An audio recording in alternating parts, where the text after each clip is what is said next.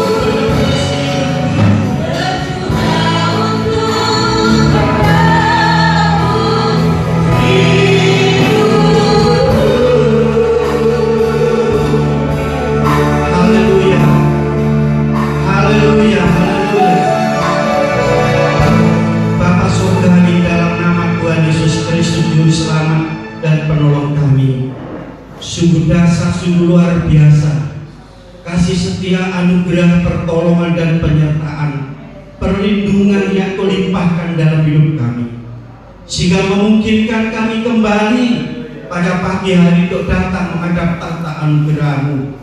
Untuk kami Tuhan bersyukur kepada balas cinta kasih-Mu Tuhan, memuji, menyembah dan memuliakan Tuhan. Terima kasih buat kehadiran-Mu hari-hari ini. Melalui kebenaran firman Tuhan yang sebentar akan kami dengar, kami baca, Roh Kudus mengurapi kami semua. Yang ada di ruangan ini, baik ada di dalam rumah mereka masing-masing, yang saat ini sedang mengikuti Tuhan Yesus streaming dalam ibadah ini. Demikian pula urapi hamba-Mu dan berkati firman. Kami mau terima firman Allah merupakan tuntunan hidup kami, mendasari hidup kami, petunjuk hidup kami dalam perjalanan mulai hari ini sampai selama-lamanya. Di dalam nama Tuhan Kristus, hamba berdoa dan mengucap syukur. Haleluya. Amin. Haleluya. Haleluya. Puji Tuhan. Salam sejahtera dalam kasih Tuhan Yesus Kristus. Apa kabar? Semua sangat amat baik. Semua sehat. Semua keadaan baik-baik. Ini semua karena kemurahan dan kasih Tuhan yang memelihara kita semua. Jemaat yang dikasih oleh Tuhan yang ada di rumah masing-masing, kita akan mempersiapkan diri kita bersama-sama untuk menikmati kehadiran Tuhan, itu melalui kebenaran firman Tuhan. Kita lihat hari-hari ini apa yang terjadi. Dengan hal ini kita sadar semua itu tentu tidak lepas dari programnya Tuhan, rencana Tuhan bagi umat manusia yang ada di muka bumi ini. Itu sebabnya pada pagi hari ini bukan waktunya kita mengandalkan kekuatan kita, kemampuan kita.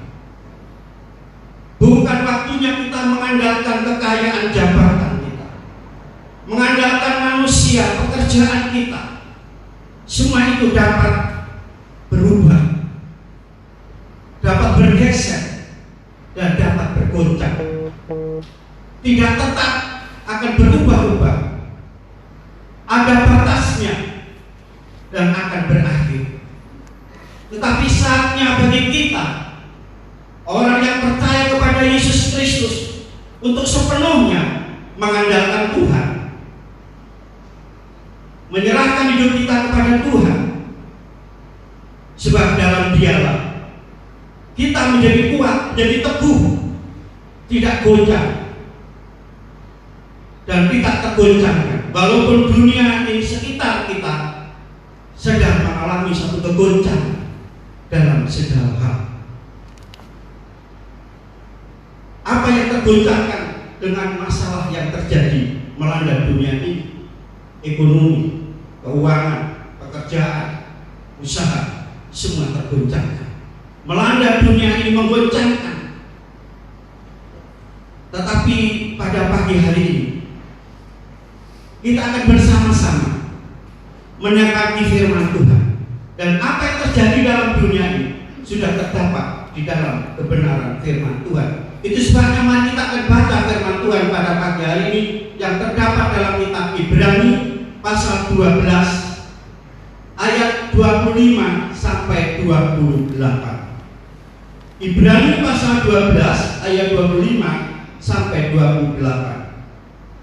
Jagalah supaya kamu jangan menolak Dia yang berfirman, sebab jikalau mereka yang menolak Dia yang menyampaikan firman Allah di bumi tidak luput, apalagi kita jika kita berpaling dari Dia yang berbicara dari surga. Waktu itu suaranya menggoncangkan bumi, tetapi sekarang Ia memberikan janji satu kali lagi akan menggoncangkan bukan hanya bumi saja, melainkan langit juga. Ungkapan satu kali lagi menunjuk kepada perubahan pada apa yang dapat digoncangkan, karena Ia menjadikan supaya tinggal tetap apa yang tidak tergoncangkan. Jadi karena kita menerima kerajaan yang tidak tergoncangkan, marilah kita mengucap syukur dan beribadah kepada Allah menurut cara yang berkenan kepadanya dengan hormat dan takut. Amin. Ayat ini berbicara, dikatakan Tuhan sedang menggoncangkan bukan hanya bumi tetapi langit. Suaranya menggoncangkan. Suara Tuhan itu apa? Suara Tuhan itu adalah firman kebenaran. Satu kali menunjuk kepada suatu perubahan pada apa yang dapat digoncangkan, karena Ia menjadikan supaya tinggal tetap apa yang tidak tergoncangkan. Firman Tuhan sedang berbicara dan meneguhkan kita jemaat GBD Hosana Kaliputih pada pagi hari ini. Karena kita yang percaya kepada Tuhan adalah orang-orang yang menerima kerajaan yang tidak tergoncangkan. Hal ini meneguhkan kita karena menjelang akhir zaman akan banyak goncangan-goncangan yang terjadi di dalam dunia ini. Goncangan sedang terjadi. Tadi sudah saya ungkapkan di ekonomi, keuangan, perusahaan, keluarga, goncangan-goncangan. Ya. Demikian pula kebencian, dendam, percitraan, caci maki, saling menyalahkan, dan sebagainya. Firman Tuhan katakan, mengapa itu bisa terjadi? Firman Tuhan katakan, karena dosa semakin bertambah-tambah, kasih semakin dingin. Allah mau kita tetap dalam kerajaan. Tadi dikatakan bahwa kita yang percaya kepada Yesus menerima kerajaan yang tak tergoncangkan, supaya kita tidak akan terlindas oleh goncangan-goncangan, terbawa oleh goncangan-goncangan dunia ini. Marilah kita tetap dalam kerajaannya, kerajaan yang tak tergoncangkan. Ya, sebab jika tidak, kita akan terlindas, terkena, tertimpa, kena imbas, dan jadi korban dari goncangan itu. Apapun yang terjadi dalam hidup, tetap tinggal dalam kerajaannya. Sebab tidak ada yang dapat digoncangkan, yaitu kerajaan Allah. Kerajaan Allah. Apa itu kerajaan yang tidak tergoncang atau kerajaan Allah? Dalam Roma pasal yang ke-14 ayat 17. Inilah kerajaan yang tidak tergoncangkan itu. Roma pasal 14 ayat yang ke-17. Sebab kerajaan Allah bukan soal makanan dan minuman, tapi soal kebenaran, damai sejahtera, dan sukacita oleh Roh Kudus. Inilah kerajaan yang tidak tergoncang. Dikatakan bukan soal makan dan minum. Bukan soal makan dan minum. Apa itu soal makan dan minum? Saya temukan di dalam firman Tuhan Lukas pasal yang ke-17 ayat 26 sampai 30. Di situ ada dua peristiwa. Dikatakan yaitu menjelang akhir zaman, tetapi sekali yang kedua akan terjadi seperti zaman Nuh. Orang makan minum kawin mengawinkan. Makan minum zaman Nuh yaitu berbicara tentang pesta pora. Pesta pora. Pesta pora yaitu identik dengan miras, identik dengan narkoba. Itu zaman Nuh. Dan saat ini sudah terjadi dan melanda negeri ini.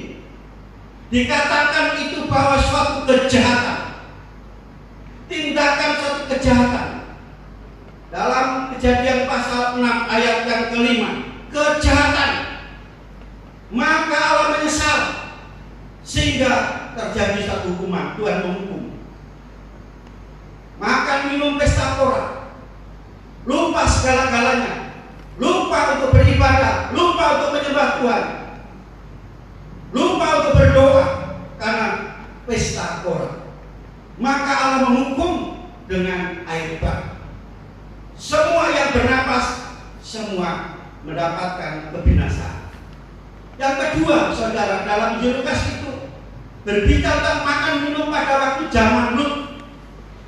Dikatakan orang melihat kehidupan zaman Lut, mereka berteriak, mereka menangis, mereka mengeluh karena dosa, kejahatan.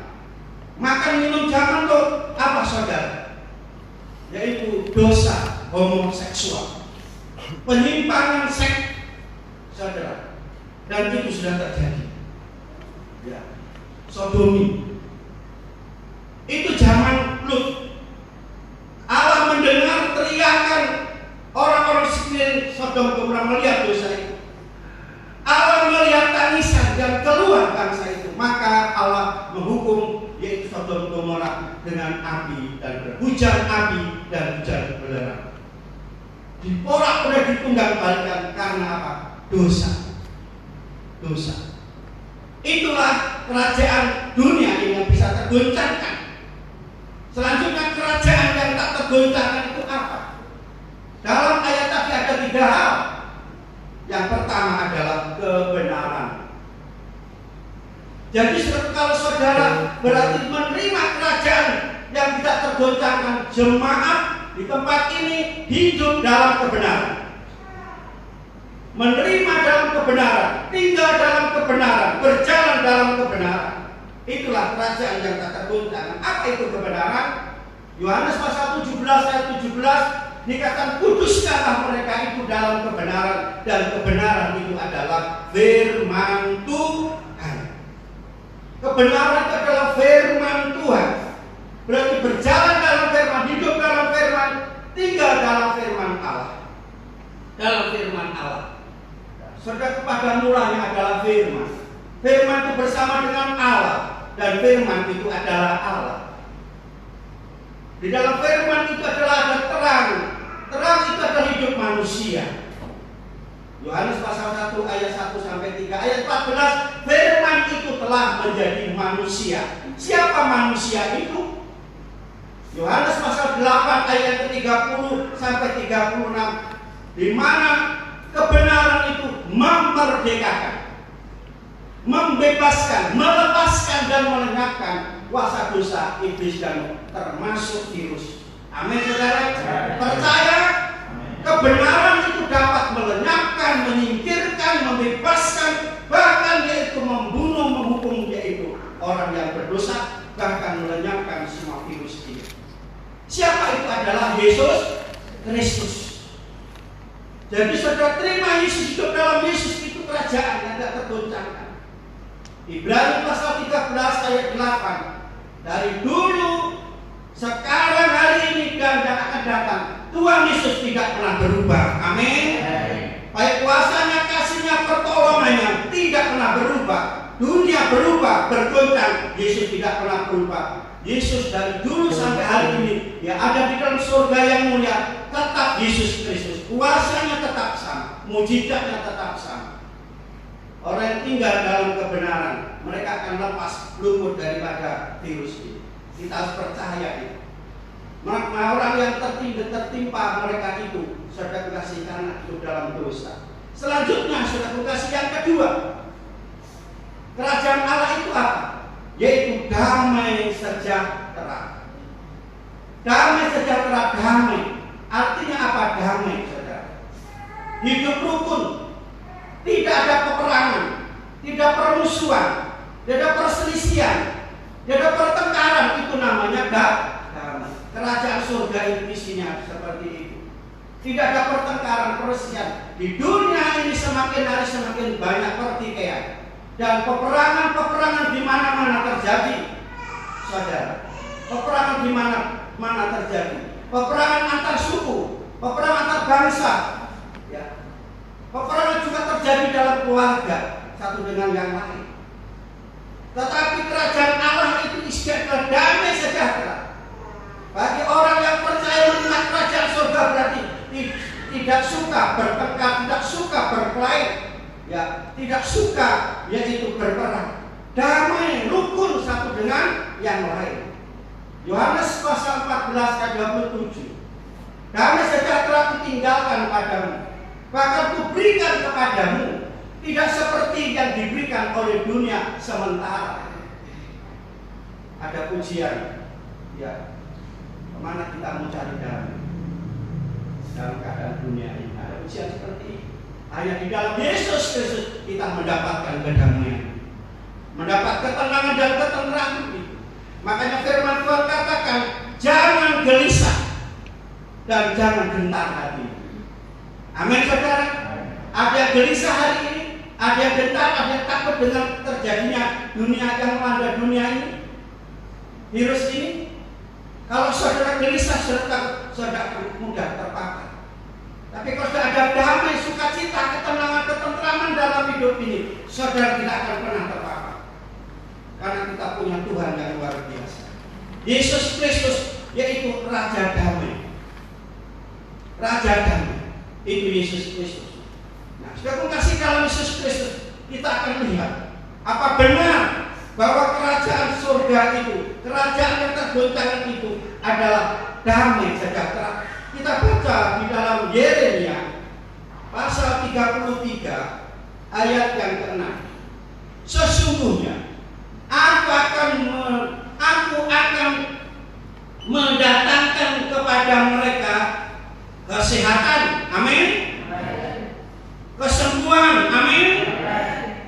Akan menyembuhkan mereka dan akan meningkatkan kepada mereka kesejahteraan, keamanan yang berlimpah-limpah. Ini kerajaan surga. Menerima Yesus, menerima kebenaran, menerima damai sejahtera, dikatakan di sini tidak membuat kita takut dan gelisah. Bahkan damai sejahtera yang Tuhan berikan berlimpah-limpah, tidak terhingga dan tidak terukur. Itulah kerajaan yang tidak tergoncangkan. Yang ketiga, sukacita oleh Roh Kudus. Sukacita girang hati, senang hati. Saudara, hati yang gembira adalah makanya jangan susah, jangan takut, jangan panik. Saudara, buat hati kita sukacita. Kalau saudara menerima kerajaan yang tidak tergoncangkan ini, saudara menjalani hidup dalam hari-hari ini, saudara tidak takut khawatir, tetapi ada sukacita dalam hidup. Sukacita itu dikatakan adalah hati yang gembira, adalah obat. Saudara, obat. Virus belum ada obatnya, ya. Belum ada. Tetapi firman Tuhan obat yang manjur. Terima firman dan Roh Kudus masuk dalam hati kita. Firman Tuhan katakan, maka segala firman-Mu telah kutaruh dalam hatiku supaya tidak berdosa. Dosa membuat sakit, dosa membuat orang mati, dosa membuat orang jauh dari Tuhan, sengsara dan menderita. Tapi firman Allah membuat saudara sukacita, sembuh tadi katakan, kesembuhan, kesehatan, kesembuhan, ya, kesejahteraan, keamanan yang berlimpah-limpah, luar biasa, ya, luar biasa. Itu sukacita dan sejahtera. Selanjutnya saudara kasih, kalau kita akan lihat bahwa sukacita oleh Roh Kudus itu berbicara tentang suasana surga. Suasana surga, sukacita oleh Roh Kudus berbicara tentang suasana surga. Jadi orang yang percaya Yesus menerima hidup dalam kerajaan yang tak tergoncangkan, saudara, ya, tidak kerajaan, mereka akan mengalami surga di muka bumi ini. Mengalami surga bukan nanti tubuh kita mati tinggalkan dunia, tetapi janji Tuhan di muka bumi ini. Tuhan akan memberikan surga itu di muka bumi. Apa? Sukacita tadi dikatakan yang dikerjakan oleh Roh Kudus. Roh Kudus, Roh Allah, hidupnya Allah diberikan kepada kita, yaitu sukacita surga. Bukan suasana neraka bagi orang Kristen yang percaya Yesus, tapi suasana surga dalam pribadi, dalam keluarga kita, dalam rumah tangga kita, dalam hidup jemaat Tuhan, ada suasana surga, yaitu sukacita yang tidak ada di dunia ini. Bukan dikatakan di dunia tidak bisa memberi, hanya Tuhan yang dapat memberi sukacita itu. Roma pasal yang ke-15, Roma pasal 15 ayat yang ke-13. Roma pasal 15 ayat 13. Semoga Allah sumber pengharapan memenuhi kamu dengan segala sukacita dan damai sejahtera dengan iman kamu, supaya oleh kekuatan Roh Kudus kamu berlimpah-limpah dalam pengharapan. Amin, saudara. Memenuhi dengan segala sukacita, damai sejahtera, dipenuhi oleh sukacita, damai sejahtera yang berlimpah-limpah. Ini kerajaan yang tidak tergoncangkan. Selanjutnya, bagaimana untuk menerima tiga hal ini? Bagaimana caranya untuk menerima tiga hal? Dalam yaitu Ibrani tadi dikatakan, yang pertama, bersyukur. Bersyukur dalam menghadapi situasi ini memang aneh. Sedang yaitu dilanda dengan yaitu virus yang mencekam ini, tapi orang Kristen dibawa, disuruh, diperintahkan oleh Tuhan untuk bersyukur. Orang yang tidak ngerti firman Tuhan aneh. Dalam keadaan kepedihan, dalam keadaan yaitu duka cita, disuruh bersyukur, mengucap syukur, bersyukur atau mengucap syukur, saudara. Jadi bukan berbantah-bantah, bukan saling menyalahkan, bukan bersungut-sungut, bukan saling mencela, tapi mengucap syukur kepada Tuhan. mengucap syukur kepada Tuhan. Mengucap syukur kepada Tuhan itu adalah ciri khas hidup orang Kristen. Makanya kalau ada orang Kristen mengeluh sambat, dia belum menerima kerajaan yang tak tergoncangkan. Dia di luar kerajaan tak tergoncangkan. Tapi bagi mereka yang selalu mengucap syukur kepada Tuhan, saudara, itu tandanya orang yang telah menerima kerajaan yang tidak tergoncangkan. Ciri khas hidup orang Kristen bersyukur, bukan saling mencemooh, saling menyalahkan, saling menjelekkan, saling menghina, tapi saling mengucap syukur kepada Tuhan. Mengucap syukur kepada Tuhan itu perintah Tuhan. Yang pertama, ciri khas hidup orang Kristen adalah mengucap syukur. Apapun yang terjadi, mengucap syukur kepada Tuhan. Ya, bahwa Tuhan itu baik, kasih setianya selama-lamanya. Amin, saudara. Itu isi kitab Mazmur pasal 136, satu pasal itu mengucap syukurlah kepada Tuhan sebab Tuhan itu baik, bahwasanya kasih setianya selama-lamanya. Amin. Orang yang telah merasakan kebaikan Tuhan selalu mengucap syukur setiap hari, setiap saat. Selanjutnya yang kedua, mengucap syukur itu adalah perintah, diperintahkan oleh Tuhan. 1 Tesalonika pasal 5 ayat 18, hendaklah kamu senantiasa mengucap syukur dalam segala hal, baik dalam keadaan senang, susah, sakit, sehat, keberkatan, kekurangan, mengucap syukur. Banyak orang mengucap syukur pada waktu sehat, oh Tuhan itu baik. Pada waktu kelimpahan, banyak uang, berhasil semua, panennya banyak, mengucap syukur gampang. Bagaimana dalam keadaan saudara bangkrut, saudara gagal, saudara sakit, apakah sudah mengucap syukur kepada Tuhan? Diperintahkan untuk mengucap syukur kepada Tuhan. Yang ketiga, mengucap syukur itu wajib bagi orang yang hidup dalam kerajaan surga. Untuk dapat menerima kerajaan yang kekal itu wajib mengucap syukur. 2 Tesalonika pasal 1 ayat yang ketiga, aku wajib mengucap syukur kepada Tuhan. Itu kewajiban, tidak boleh ditawar lagi, tidak boleh dikurangi. Jadi setiap hari mengucap syukur kepada Tuhan. Yang keempat, orang Kristen yang tidak tahu mengucap syukur, orang Kristen yang bodoh. Roma pasal 1 ayat yang ke-21. Dikatakan orang yang bodoh yang tidak tahu mengucap syukur kepada Tuhan, tidak mengerti kasih karunia Tuhan dan kehendak Tuhan. Alasan mengucap syukur apa, saudara? Ya, alasan mengucap syukur, mujizat pasti terjadi. Yohanes pasal 6 ayat 11. Setelah Yesus menerima 5 potong roti dan 2 potong ikan, Yesus mengucap syukur. Diberikan kepada murid-muridnya, dibagikan kepada orang-orang sekitar. 5 potong roti, 2 potong ikan. Setelah Yesus mengucap syukur, diberikan kepadamu, dibagi-bagikan. 5.000 orang makan kenyang. Amin. Mujizat. Bahkan ada lebihnya, ada sisanya, 12 bakul dikatakan. Inilah mengucap syukur kalau sudah ingin mendapat mujizat dari Tuhan, pertolongan dari Tuhan yang sangat dahsyat luar biasa. Di luar nalar manusia. 5 potong roti, 2 potong ikan, dimakan 5.000 orang, masih ada lisannya. Mereka makan dengan kenyang.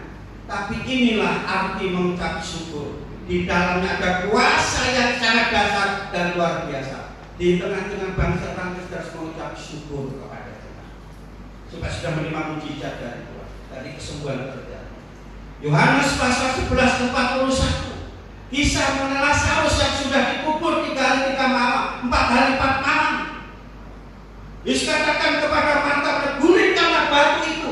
Marta kata, sudah bau, sudah bosok bahasa Jawa.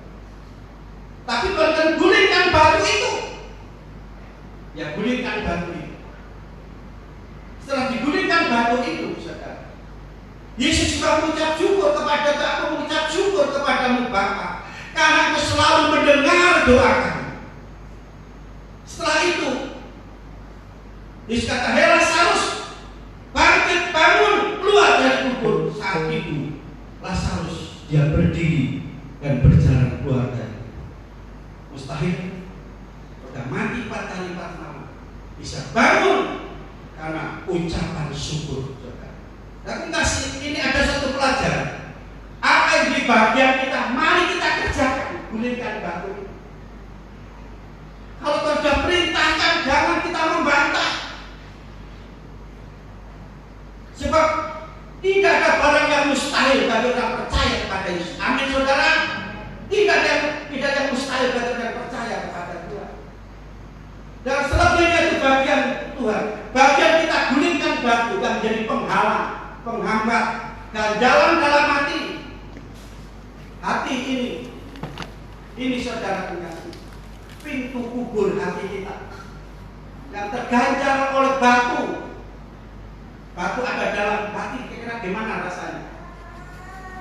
Kena batu ginjal saja sudah rasanya sahabat ini, minta ampun, saudara. Saya pernah kena batu ginjal, saudara. Tapi setelah dikeluarkan, luar biasa. Di sini ada, saudara. Sakit kan, minta ampun. Nah ini di dalam hati bagaimana? Sakitnya di sini. Sakit harus dikeluarkan, digulingkan. Ini tugas kita. Sesuatu yang mengganjal dalam menutup kuasa Tuhan, menutup mujizat hati kita. Ada kepahitan, ada ganjalan, ada batu dalam hidup ini. Kedengkian harus dikeluarkan. Ini tugas kita. Setelah itu Tuhan memberikan satu kehidupan dalam hati saudara. Apa itu? Sukacita, damai sejahtera, kehidupan. Sesuatu yang mati pun dapat hidupkan. Tuhan menghidupkan. Mungkin usaha saudara sedang mati-mati. Ekonomi saudara, keuangan saudara, pekerjaan saudara sedang sepi mati. Gulingkan batu. Ada sesuatu dalam hati saudara yang harus dibereskan. Setelah itu Tuhan akan nyatakan kuasa yang besar dalam hidup saudara. Dalam yaitu mengucap syukur ada mujizat. Yang kedua, beribadah menurut cara yang berkenan dengan hormat dan takut kepada Tuhan. Jadi dua hal, untuk menerima tiga hal cukup kita lakukan dua hal. Yang pertama mengucap syukur kepada Tuhan karena Dia baik, luar biasa. Yang kedua yaitu beribadah menurut cara yang berkenan dengan hormat dan takut kepada Tuhan. Beribadah seperti apa? Mazmur pasal 2 ayat 11. Beribadah kepada Tuhan, tersyukurlah, sujud, ciumlah kakinya. Itu saudara, ciumlah kakinya. Sujud tersyukur di kaki Tuhan. Selanjutnya Roma pasal 12 ayat 11. Ibadah yang sejati, ibadah yang sesungguhnya apa sih? Persembahkanlah tubuh ini menjadi persembahan yang hidup dan kudus. Ini ibadah yang sejati, yang berkenan kepada Allah. Hidup kita yang kita berikan kepada Tuhan. Saudara kasih, hidup kita, kalau hidup kita sudah berikan kepada Tuhan, yang lainnya akan menyusul. Mengapa orang Kristen medit kikir, saudara? Firman Tuhan katakan bahwa kikir tidak bisa masuk surga karena hidupnya, tubuhnya belum diberikan kepada Tuhan. Waktu untuk Tuhan hitung-hitungan, tenaga untuk Tuhan hitung-hitungan. Ya, Tuhan kadang tidak pernah menghitung berkat yang Tuhan berikan dalam hidup kita. Tuhan tidak pernah menghitung. Maka dengan Tuhan tidak usah hitung-hitungan, saudara. Berikan hidup kita kepada Tuhan. Jadi ibadah yang sejati mempersembahkan tubuh kita menjadi persembahan yang hidup dan kudus di hadapan saudara. Selanjutnya di dalam 1 Timotius pasal 4 ayat ke-8. Senang untuk tubuh itu sedikit guna, tapi ibadah berguna dalam segala hal. Berguna dalam segala jasmani dan rohani. Dalam segala mencakup luas sekali itu ibadah. Mengandung janji. Selain itu berguna segala, mengandung semua hal, mencakup semua hal. Di dalam ada janji Tuhan yang sangat luar biasa. Apa itu saudara janji itu? Hidup untuk ini, hari ini, dan hidup di dunia yang akan datang. Hidup di dunia ini dan hidup yang akan datang. Di dunia, jadi kita jaminan Tuhan, janji Tuhan kalau kita ibadah kepada Tuhan, hidup di dunia wal akhirat dijamin oleh Tuhan. Amin saudara. Ini ibadah, ada jaminan yang sangat luar biasa. Di dunia ini kita diberkati, ditinggalkan dunia kita pasti masuk dalam surga yang mulia. Ini janji Tuhan dalam kehidupan kita. Namun kita lakukan ibadah ini dengan sukacita, dengan hati yang gembira. Tidak ada paksaan ibadah, terpaksa, tapi dengan sukacita, dengan rasa senang. 1 Timotius pasal 6 ayat 6, apabila ibadah kita lakukan dengan senang hati, dengan hati yang gembira, itu mendatangkan untung yang sangat besar. Haleluya. Pasca mau selalu untung saudara ibadah dengan senang hati, bukan dengan terpaksa dan dipaksa. Saya bertanya, ibadah itu kewajiban atau kebutuhan? Jawab saudara dalam hati saudara, kewajiban atau kebutuhan?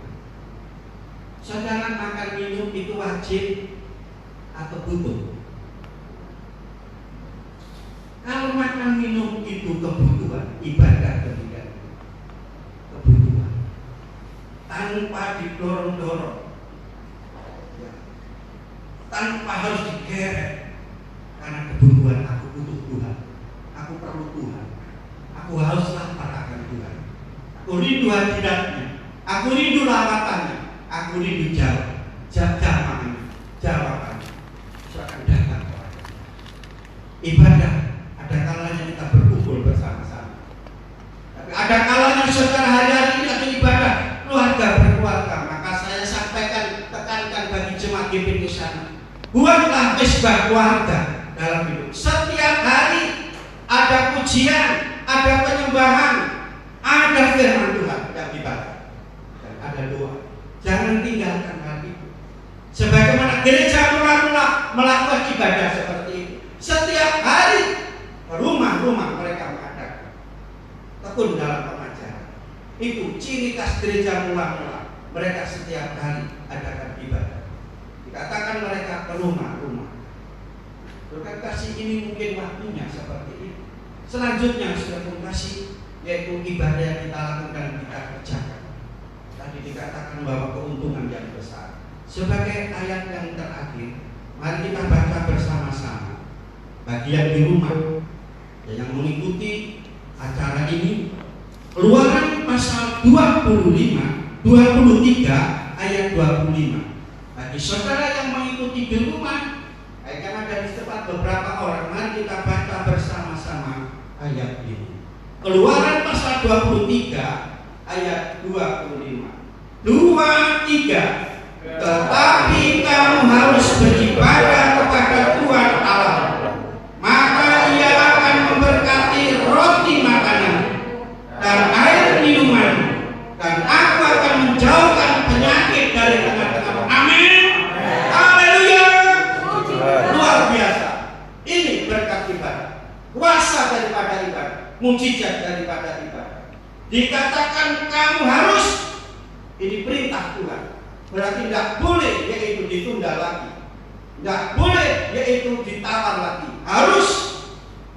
Ibadah itu satu yang harus kita kerjakan. Dan apa yang kita dapat? Tuhan memberkati roti makanan, air minuman, dan segala penyakit dijauhkan dari kita. Ingin penyakit ini, virus ini lenyap dari bumi Nusantara? Lakukan firman Tuhan.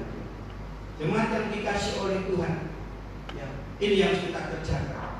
Diberkati makanan minuman, dijauhkan segala penyakit dari tengah-tengah.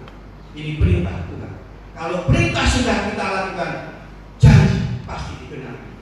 Saat ini kita sudah mengadakan ibadah di rumah-rumah dan kita telah mendengar firman Tuhan. Sepanjang minggu berkat akan datang dalam hidup. Tidak usah saudara cari. Kalau perintah saudara lakukan, saudara kasih, janji itu akan datang dalam hidup saudara. Jadi keperluan saudara, ada yang sakit saat ini, firman Tuhan akan disingkirkan dari Tuhan. Saudara, itu sebabnya mari kita kerjakan firman Tuhan dengan sepenuh hati, dengan sungguh-sungguh. lebih dekat, lebih percaya, lebih erat kepada Tuhan. Tuhan memberkati kita semua. Amin. Haleluya. Haleluya. Haleluya. Haleluya. Terima kasih. Kita bersyukur karena percaya Yesus. Kita mendapatkan kerajaan dan tergoncang untuk kerajaan Allah, kebenaran, damai sejahtera dan sukacita. Sukacita dari Tuhan merupakan kekuatan kita yang memberikan kemampuan kita untuk kita tetap berjalan dalam dunia yang penuh dengan goncangan. Kita tidak akan tergoncangkan oleh apapun karena Tuhan memberikan kekuatan keteguhan iman kita. Haleluya, haleluya.